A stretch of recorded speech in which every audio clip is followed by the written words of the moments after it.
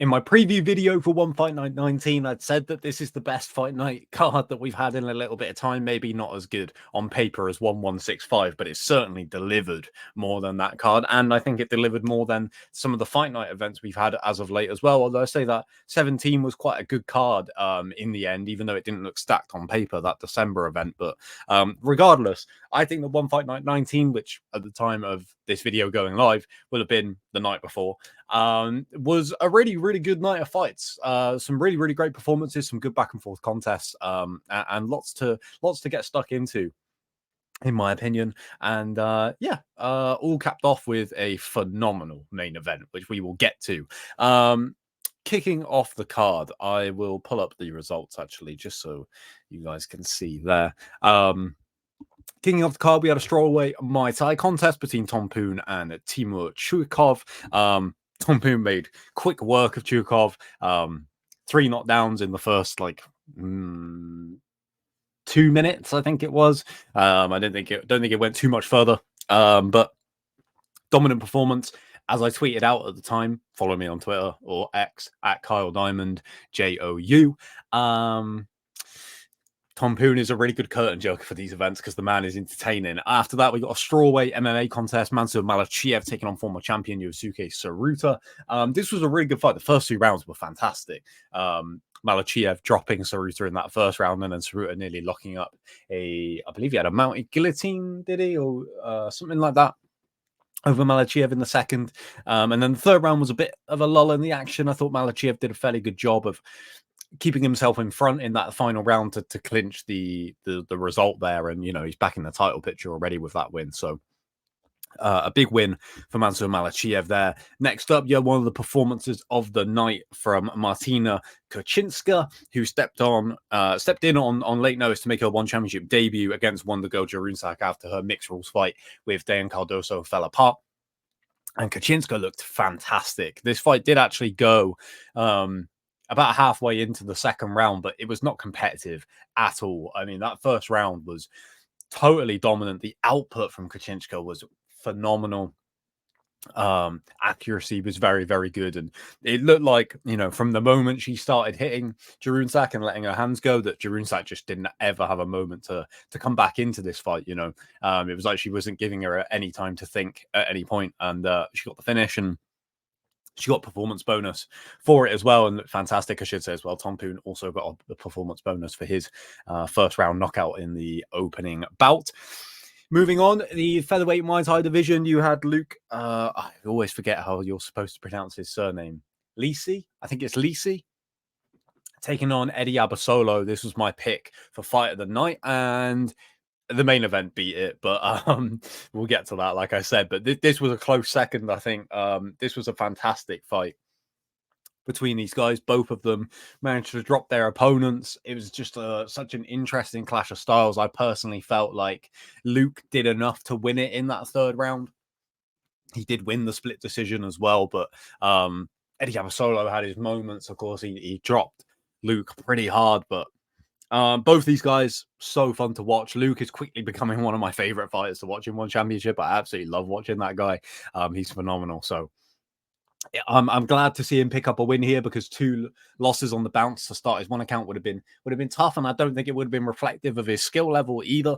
He proved, in this fight that the Smoking Joe fight, whilst it was an incredible brawl, he can also hang with these in these super technical fights. Even though we did kind of get a little bit of a war in the end, I think that was only because both guys are so good. So this was a real highlight on the card for me. The welterweight MMA contest between Hiroyuki Tetsuka and Amarim, it was okay. It was a good performance from Tetsuka, who got the armbar finish. Not a whole lot to say about this one, to be honest, but it was an impressive win for Tetsuka, so he has that at the very least. Lightweight Muay Thai contest, probably the upset of the night, in my opinion. Nalzet Trujillo taking out Liam Nolan via unanimous decision.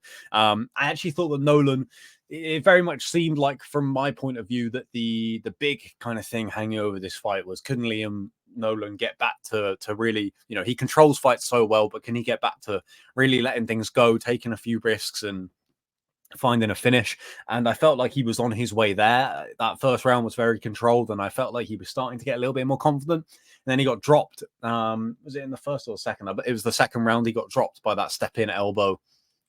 Really seemed to affect. I don't know whether it was his breathing or just the constant blood flow or something, but it did seem to bother him quite a bit. And I feel like it just kind of he was building momentum up to that point. That one shot landed, and he wasn't really able to regain that. He did a good job in the third round of again controlling the fight and kind of getting back into building some momentum, but it was a little bit too little too late, which was a theme across this whole card, to be honest. And Trujillo got the win.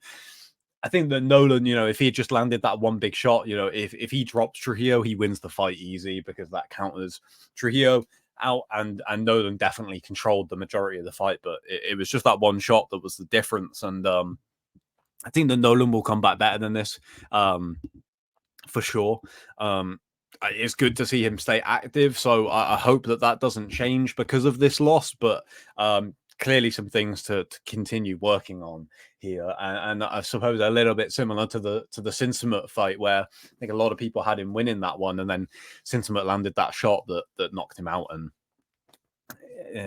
Sinsumet goes on to fight Regina herself for the title. So game of inches at the very highest level, and Liam Nolan, I think, yeah. Couple of things to work on, like I said. Strawweight MMA contest, Lito Adiwang versus Daniel Williams. This fight was always going to deliver, and it was a fun watch. Again, a little bit too little too late at points, a little bit of a change in momentum here really changed the course of the fight, because I thought that Daniel Williams was doing okay, but that explosiveness of Lito Adiwang in the first round drops Williams, and he kind of just forced Williams to completely reset from where he had started the fight. Start picking away, start setting things up all over again, but now with the danger of being dropped. He did definitely come back into it in the second round, did a really good job, but then again, kind of like like I've said in a few of these fights now, just as Williams was starting to pick up some momentum, he gets a kick caught, Adiwang takes him to the ground, and that was kind of the end of the third round. So Adiwang got the win, 3 in a row since making his return from that long injury that could have ended his career. So hats off to him. He looks, better than ever, to be honest. I would expect him to get a top 5 fight next. Potentially could be Mansour Malachiev, maybe. I suppose it depends on whether Brooks or Passio wins that fight coming up in Qatar, and how long those guys, want to turn around. Because I think Malachiev will probably be the number one contender right now. Well, it's tough because the strawweight division has been actually really active as of late. We had a couple of big strawweight fights on that 1165 card in Japan last month. So we'll see how it plays out, but a big win for Lito Adiwang nonetheless. Co-main event, you had Simon Pett taking on Mohamed Yunus Raba, a rematch of their controversial fight from One Fight Night 17. And Simon Pett left no room for controversy this time out. No weight miss from Mohamed Yunus Raba. Great sign, because I thought he looked really impressive actually in that first fight with Simon Pett. To get up off the canvas and then stop him. I know that it was a controversial stoppage because of the knee, but regardless, I was actually, pretty impressed by Mohamed Yunus Raba despite the controversy. And, it's good to see him make weight for this contest. But in terms of the fight itself, it wasn't close. Simon Pett, just dismantled him in like a minute and a half.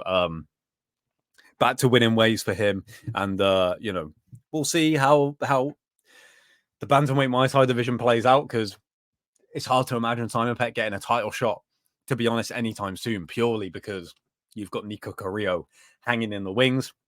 I say hanging in the wings. I probably say waiting and hanging in the wings just sounds wrong, doesn't it? Sounds like something's wrong. And then you've got Nongo taking on Vladimir Kuzmin at Qatar 1166. That's a mouthful. March 1st. That should be a fantastic fight. So it's hard to you can tell that I had to stay up till 5 a.m. to watch this card, can't you? It's hard to see really where Simon Pett is going to be able to leapfrog those guys, but again, we'll see how that plays out. And of course, it kind of set the stage for the main event, because you're like, bantamweight Muay Thai division, how does this all work out? Well, before we can talk about who's next and blah, blah, blah, we got to get through Jonathan Haggerty and Felipe Lobo. And when I say we got to get through it, I could have watched another however long those guys could have fought for, honestly, because this fight was absolutely incredible. An instant classic. Jonathan Haggerty, man. I was speechless. Honestly, I was left speechless by this performance. Felipe Lobo started the first round so well, I thought. He, of course, dropped Haggerty in that first round, and it was like, okay, it's one of those fights where everyone's going, okay, well, Haggerty's the favorite, is he going to be able to take out Lobo quickly and get another fight in soon? All these things. And then all that narrative goes out the way in that first round when Lobo drops him, and you go, okay, we're in for a fight here. Haggerty gets off the canvas, starts coming back into it. Second round, I believe he dropped Lobo in that second round, if I'm not mistaken. And yeah, I believe he did, and really started to turn up the pressure a little bit. And I was like, okay, here we go. But towards the end of the second round, Lobo started to look good again. One of the things he did incredibly well, he spoke about this before the fight, even about how he can't really let Haggerty back him up. He needs to take the fight to him, a little bit similar to the way that Rodtang did in their fights, just constantly putting Haggerty on the back foot. And that was the story of this fight. Every time Haggerty was allowed to go forward, it looked like he was going to find a finish within the next couple of minutes. And then when Lobo started putting on the pressure and, he was kind of shelling up and staying defensively sound, but then just ripping combinations, body shots. Again, I'm sure he would have, watched those Rodtang fights and tried to take a few lessons from that and try and replicate that to some degree. And it was working. But then third round starts and you're like, okay, Haggerty was kind of in the ascendancy, but Lobo pulled it back a little bit. How's this round going to play out? Haggerty lands that one shot, clean shot, and Lobo doesn't recover, and that is the end of it, 45 seconds into the third round. An absolutely incredible display of heart and toughness from both men, but of course, especially Haggerty to be dropped in that first round. It kind of reminded me, this something just popped into my head, so it might not be completely like for like, but a little bit. Reminds me of Kamaru Usman versus Gilbert Burns in the UFC a couple of years ago. A lot of the talk was about other things, right, that were going on, and then that first round happens and Gilbert Burns looks fantastic and is landing consistently on Kamaru Usman, and suddenly it's like Usman might not even get through this fight with the belt, let alone future challenges and things like this. This just became real. And then Usman just started pulling it back. Gilbert Burns still looking a bit dangerous, but slowly chipping away, and then lands that shot. I believe he finished Gilbert Burns with a jab. So like I said, the analogy doesn't work perfectly, but you get what I'm trying to say, right? It was one of those fights, and a phenomenal display of championship heart from Jonathan Haggerty. The Haggerty era, the general era is underway. I think that if you're going to be a two-sport world champion, two-weight is a bit different because, that takes some time in order to go up and down, I think, if you're going to do it properly. But two-sport, I think you should try and stay active in both at the same time. So Haggerty spoke about before this fight about the Hiroki Yakamoto fight. I would like to see that one. And of course, by the end of the year, we have to see that Haggerty and Nico Carrillo fight. That is the one that everyone is excited for. And I think Nico Carrillo, for as good as Haggerty looked, and, the guy is I think it gets underrated how tough that guy is. His durability is phenomenal. Not many people would have survived those exchanges, the fights with Rodtang, all these things. And he just looks so good as of late. These last three fights against Nongo, Fabricio Andrade, and then this one. Yeah, fantastic. But I think Nico Carrillo would have been watching that fight and seeing some ways he can exploit some of the things that Lobo tried to exploit as well. And I think he'd be more effective at doing it just because of his frame and his power. He could really, try and bully Haggerty a little bit more. And whilst Rodtang and Felipe Lobo, it was a little bit more about getting close and just rapid fire combinations. Nico is just such a physical presence, almost like an Alex Pereira type, where he doesn't even really need to be doing much in order to make his opponents back up. Just such a big commanding aura around him when he's in the cage, or in the ring, I should say. So really interested in that fight. Really interested in what's next for Jonathan Haggerty. A phenomenal performance, like I have said a million times, but I'm not going to stop talking about this fight for quite some time, so you will definitely hear me say it again. Haggerty did win a performance bonus for that, as did Simon Petch Fairtex. In fact, I can pull up the graphic because it should be right around the corner. There it is. And yeah, that will just about do it, I think. Make sure that you subscribe to this channel. Drop this video a like if you had a good time watching One Fight Night 19 and this review video. Let me know what was your favorite fight from this card. What's next for Haggerty. Biggest surprise on this card as well. Person who's impressed you the most. And yeah, like I said, subscribe because I'll have a bunch more content coming very soon because we've got that huge 1166 card coming up. And then One Fight Night 20, I believe, is the week after. So plenty of stuff coming at you. So I hope you enjoy it. And I hope you had a good time watching the fights just like I did. I will see you on the next video in a bit.